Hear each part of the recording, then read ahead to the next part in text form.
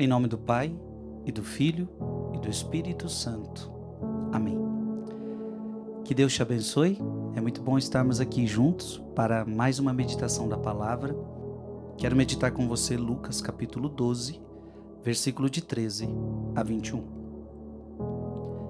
Naquele tempo alguém do meio da multidão disse a Jesus: Mestre, diz ao meu irmão que reparta a herança comigo. Jesus respondeu: Homem, quem me encarregou de julgar ou dividir vossos bens? E disse-lhes: Atenção, tomai cuidado contra todo tipo de ganância, porque mesmo que alguém tenha muitas coisas, a vida de um homem não consiste na abundância de bens.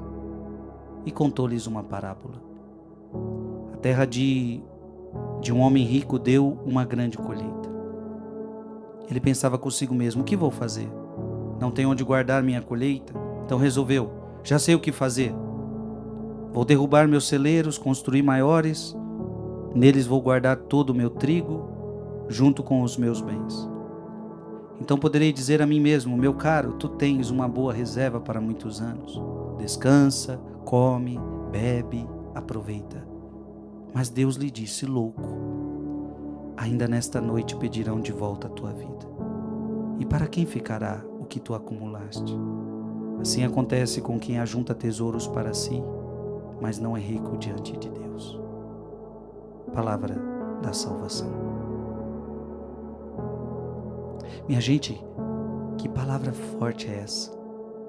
Que palavra poderosa é essa?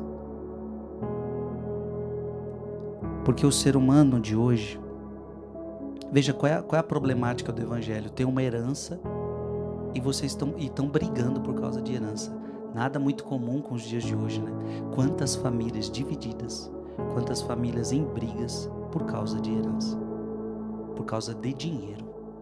Essa é a verdade. O que é uma herança? Herança é dinheiro. Então, por causa de dinheiro, a gente briga. Por causa de dinheiro, a gente para de se falar um com o outro. Por causa de dinheiro. Por causa de dinheiro. E veja, Jesus aproveita essa deixa para dar um ensinamento.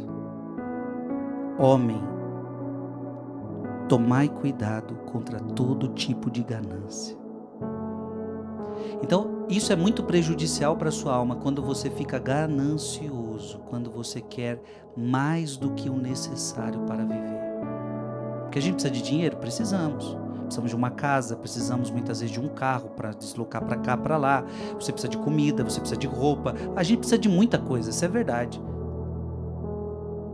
Mas o ser humano de hoje é ganancioso. Ele tende a querer acumular riquezas. E de quando em quando a gente vê o homem mais rico do mundo, aquele lá tem muito dinheiro, aí até falam os valores, quanto que tem no banco, e não gasta, não tem nem como gastar tanto dinheiro. E veja, vira uma ganância, vira só status. Então quantas pessoas preocupadas com ganância, preocupadas em acumular coisas. Então eu preciso de uma conta no banco muito gorda, eu preciso de muitas terras, eu preciso de muitos bens. A pergunta, veja, isso muitas vezes pode ser ganância, porque você não usa tudo isso, você não precisa de tudo isso, e isso muitas vezes é ganância. Veja, porque mesmo que alguém tenha muitas coisas, a vida de um homem não consiste na abundância de seus bens. A sua vida não consiste nisso. Então o que adianta você ter muitos bens, mas não ter paz? O que adianta você ter muitos bens? Porque geralmente acontece assim, quando a pessoa ela é gananciosa, ela quer trabalhar, porque ela ou ela vai roubar, ou ela vai trabalhar. Roubar já é ruim demais, né? Conseguir dinheiro através de roubo, através de fraude. Porque a ganância leva a isso também.